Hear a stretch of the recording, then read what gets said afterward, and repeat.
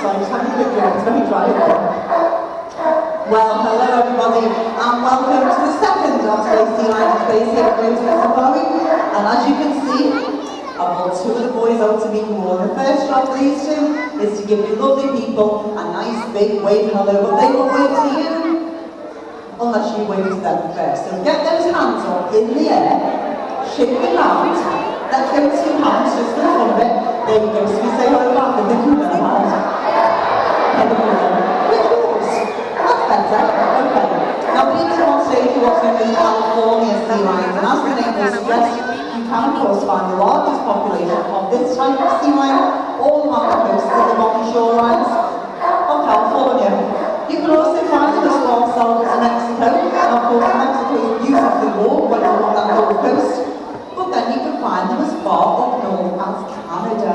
And of course Canada can become extremely bitterly cold. So these guys really are a wide range of weather adaptable species. Now the males, just like these two, can grow to 2 to 2.5 meters in length. The females are always a bit smaller, but when those males reach that full adult maturity, they can reach their standing weights of anything up to around 50 stone. To give you an idea of how big 50 stone could be, this big noisy boy here with me now is only 21 stone now. Okay, so he could double in size and become massive big boys. Now, before we go any further, I would love to introduce you to, and I'm going to start with this little cutie here. This little one here, he is now 8 years old, and his name is Roger. Roger is a very, very intelligent sea lion. Very clever sea lion as well. And for those of you who've been here before, you'll know that Roger is actually Louise, who's at the hook. It's his big brother. Same mum and dad, he's a year older, so that's his brother. Now, Roger is probably the most sensitive of our three sea lions. He's a bit of a diva as well, but if he notices something quite different, maybe the colour of my t-shirt, he'll notice it absolutely free to take a year to get over it. Okay, he's a very sensitive little boy like that. He's very friendly though, and you can have a little touch shot, because I love you. Thank you. That was nice, that's Roger. So that's Roger. Now, in the far left corner, we've got the noisiest sea lion on the entire planet. I would like to introduce you now to my big best friend. This boy here is now 17 years old, and his name is Arthur. Now Arthur, not only is he the noisiest, he actually can be the naughtiest. You've noticed Arthur's barking an awful lot, and that's because we're actually in breeding season right now. We don't have females, but the fact is, his hormone levels are rising every day. So I've got a hormonal teenager and a hormonal juvenile. Basically, he's the eldest, so his hormones are sending his brain to mush. Okay? Just like us, really, isn't it? So eventually, yeah, he will stop thinking with his brain. We're going to leave that. He's a very, very clever boy. He's a very friendly boy, and I love you, don't I? Yes, I do. There you go. So that's Arthur. Now, we're going to start with the one thing that sea lions are world famous for. It is, of course, their ability to balance things on their hips. We're not going to give it to Roger in a moment, because Roger throws it. Now, yesterday, he didn't want to do this, and he might not want to do it now. Okay, here you go, you do it. Now, most people know that sea lions can do this. What they don't know, however, is how it is done. The secret to it is in their whiskers. Each one of those whiskers are filled with hundreds of thousands of nerve endings and sensory organs that send signals to a cockpit which sits at the back of the brain. Arthur is listening to those signals, then responding by moving his head and mouth in the right direction to try to stop the ball from falling off. Now, if you look at Roger's whiskers right now, when they're resting, they face the floor. If you look at Arthur's whiskers, they're facing right onto that ball, because each one of those whiskers are touching the ball and telling him which way to move his head.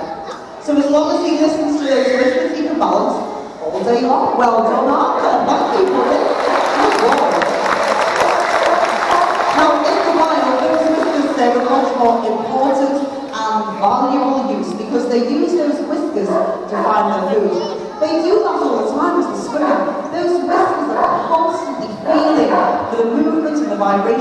made by shoals of fish. So once they've established where a shoal of fish is hiding, they work together in a group called a raft of sea lions. They will say, right down, good boy, good boy, well done. Now when I first came out, I introduced them as California sea lions. They are not seals. People call them seals every single day, and it's not true because they're two completely different species. They are though from the same family, and that family are called pinnipeds. Now what pinnipeds means is flipper-footed. Yes, they do look very similar, but there are so many differences between them. So between the three of us, we're going to narrow it down to just a few simple, easy ways on how to tell the difference between a seal and a sea lion. First thing to look for, watch how both species swim. Going to start with sea lions first. Sea lions, just like these two boys, only ever swim using their big front flippers. Show everybody big front flippers, please, boys. Thank you, Roger. Arthur, flippers, please. Thank you, Arthur. Now, as you can see, these boys have huge, big wing-like flippers, and they use those flippers in the water with what looks like a kind of flying motion. So that's the kind of action you'll see them using. Now, by doing that, we'll push their speeds of anything up to around 20 miles an hour. Isn't fast. If these are my hands, and they sort of just stick to the side of a seal's body like this, which makes them pretty difficult to swim with. In fact, they can't really do anything with these flippers. So instead, a seal will swim with its back flippers, but quite differently, they'll move their back flippers from side to side like a fish. So by watching how both species swim is always a really good way of how to tell them. So remember, sea lions swim with their front flippers, and seals swim with their back flippers. Now because these boys use that massive upper body to swim with, because that's where all their muscles are, in their chest, in their necks and in their shoulders, it means they're incredibly strong. But even better, at just doing a little tiny bit of gymnastics. So Arthur, would you like to show everyone what we're talking about? Thank you. Now this is what we call a front flip stand.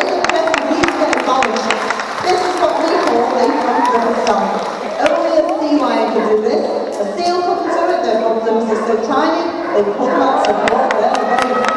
Now, if you look at Arthur's, he's being a lazy boy today, aren't you? If you look at Arthur's flippers now, as I do this, maybe he does it from this way, you'll see it a bit better. So if you look at Arthur's flippers now, you'll see those big flippers have an elbow joint. Seals can't have that. And that's why he's holding himself up. 20 or so flippers, give him a huge round of applause. Well done. Now this is something that little Roger is desperately trying to learn. And I emphasise the word trying, because we're not getting very far, but he's like a little Cecil. He can't find that central balance, he can't do it, but he likes to practice, so we'll show you where we're up to. Come on, Rog, you do it first, sweetie. Go on, you try. You keep trying, one more, please, there we go. Give a nice little round of applause. Eventually, the penny will drop and they'll be able to hold themselves up. Now, probably the easiest way to tell them apart is to watch our seals and sea lions move on dry land. Now, I'm going to ask Arthur to come and help me with this, I should say, because it's quite unique, okay? Arthur, come with me. Rog, stay there. Now, sea lions have an incredibly unique ability which allow them to rotate their back flippers underneath their bodies when they join dry land. Those flippers are on a ball joint. So as he's out there swimming, his flippers are behind him. Watch what happens. Don't be nosy. Watch what happens to his flippers now. His flippers are now tucked right underneath his body. But watch when he walks. He is now walking with me in exactly the same way as any other four-legged animal would walk. Each one of those flippers are moving independently of each other. Now this is brilliant for sea lions. This is brilliant for sea lions because it means they're so mobile. For instance, if Arthur needs to, he can turn those massive flippers into huge feet to stand up and reach up for things to fall over. And he can run on dry land 10 to maybe even 12 miles an hour. So even on high land, sea lions are still more than that. If Arthur was a true seal, he will move differently. So just before I explain to you, the sea lions have an elbow joint that allows them to lift their body up. You know what? Oh, do us a favour, show these lovely people, how does a seal move on dry land? So a seal should come on its belly, like a big giant caterpillar, producer. So seals, in contrast to sea lions, they're not mobile creatures at all. Seals can't walk, seals can't climb, seals can't run. And that's all because seals have tiny thumbs that go, do you want to do it too? Like, come on then, you do it as well.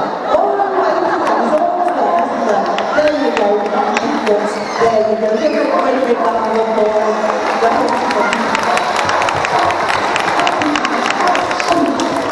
And the little sheet, he tries to nip a bubble in his mouth. It's a loving thing, it's not hard.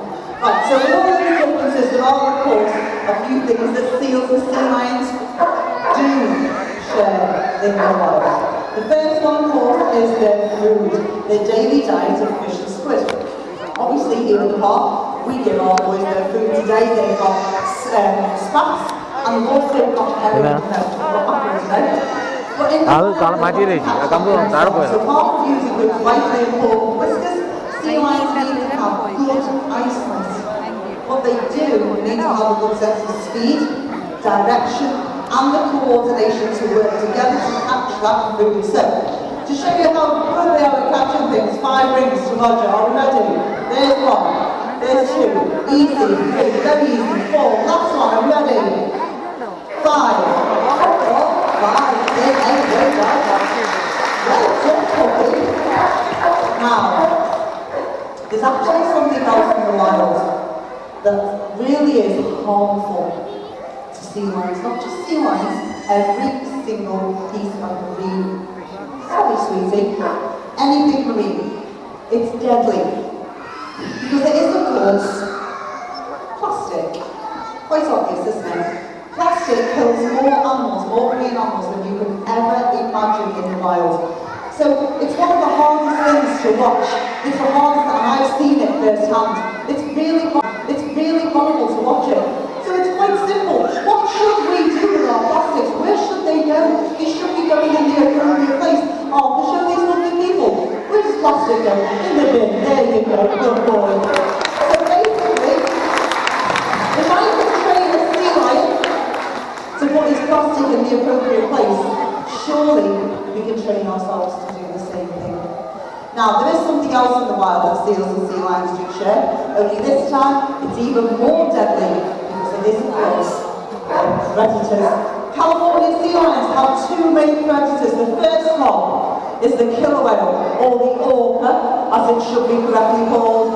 The second one is, of course, the dreaded, or ready Arthur, the dreaded shark. So your tiger shark, your bull shark, and your great white shark, they love to eat a California sea lion. Sea lions are very, very, very intelligent, because when they know a predator's close by, they'll do one obvious simple thing, which is to swim right back to that shore, where they're nice and safe. Don't forget, sea lions live on dry land. Give off a huge round of applause.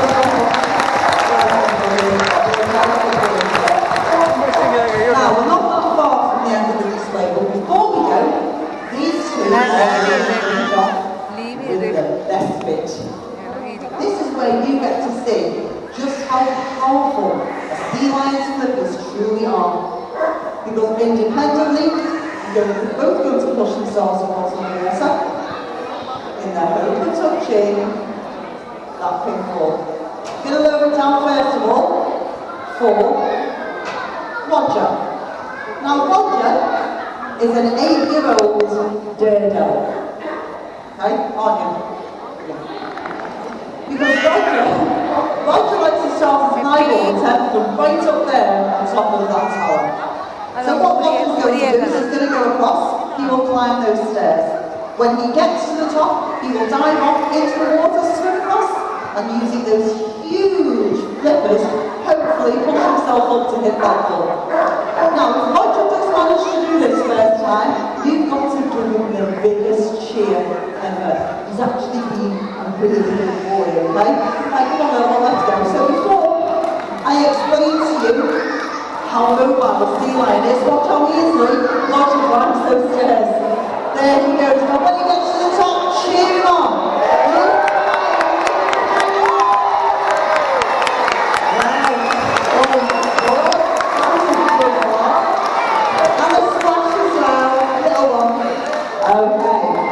That's Roger.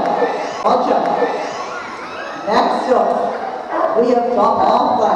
And that's so easy for Arthur. I'm going to raise it. But before I do so, gives me a very good opportunity to tell you about our posters. Now at the end of the display, we're going to be selling posters from the little green shop on your way up to go to your left. And from also from under this tower here to your right. Now the posters are £2 each, or any £3 for £5. Last year, COVID really did hit us hard, and we literally clung on with our literally fingertips. And every penny that we make from our poster sales goes directly to the sea lions. It goes nowhere else on the path. Okay? It goes to us, it goes to these boys only. So if you would like a poster and help us out at the same time, come and see one of us at the end. And thank you. Alright. Now it's Arthur's turn. I'm going to raise it a little bit higher first though, okay? You ready on? Arthur's eyeball is going to go to there. Now, Arthur doesn't like heights. He hates heights. So Arthur's going to start his highball attempt from exactly where he is right now. Now, this is pretty impressive. He doesn't have the use of a highball. There's nothing that's going to give him momentum. This is flipper power. He's 21 stone of absolute solid muscle. Take my word for it. He's stood on my foot quite a few times, alright? Now with Arthur, we need to go on the count of... Don't even think about it. We need to go on the count of 3. So what I want you to do is all count together with me in a minute. 1, 2, 3, and say go. Loud. Are we ready? Loud.